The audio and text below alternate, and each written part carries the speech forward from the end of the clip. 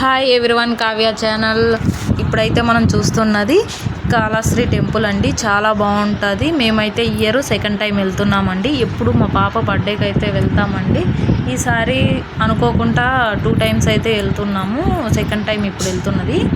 చూడండి, ఇదైతే ఆ ఎంట్రన్స్లో ఉందండి బ్రిడ్జ్. చాలా పెద్ద బ్రిడ్జ్ అండి. ఈ టెంపుల్కి వెళ్ళడానికి అటు సైడ్ ఆ బ్రిడ్జ్ మీద నుంచి వెళ్ళొచ్చు, ఈ బ్రిడ్జ్ మీద నుంచి ఇలా వెళ్ళొచ్చు. రెండు సైడ్ల నుంచి వెళ్ళొచ్చు అండి.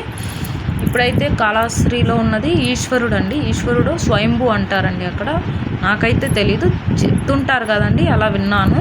పైన కనిపిస్తున్నది శివుడు పార్వతి అండి. అక్కడికి వెళ్ళడానికి కూడా స్టెప్స్ ఉన్నాయి. చాలా బాగుంటుంది.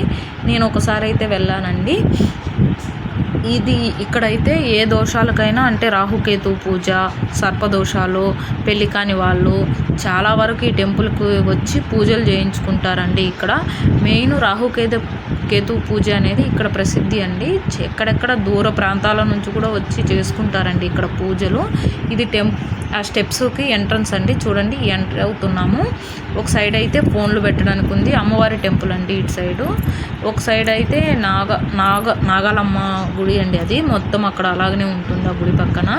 చూడండి, చాలా బాగుంది. కానీ మేమైతే ఒకసారి రాహుకేతు పూజ చేసుకున్నాము. అక్కడ చాలా మంచి జరుగుతుందండి. కొంచెం మనకి పాజిటివ్ ఎనర్జీ వస్తుంది, నెగిటివ్ ఎనర్జీ అనేది పోతుందండి. చాలా మంచిది. మీలాగా ఎంతమందికి అయితే కాళహస్తి టెంపుల్ గురించి తెలుసో వాళ్ళైతే లైక్ చేసి, సబ్స్క్రైబ్ చేసి, షేర్ చేసి, కామెంట్ చేయండి ప్లీజ్. వీడియో మొత్తం చూడండి, స్కిప్ చేయొద్దు.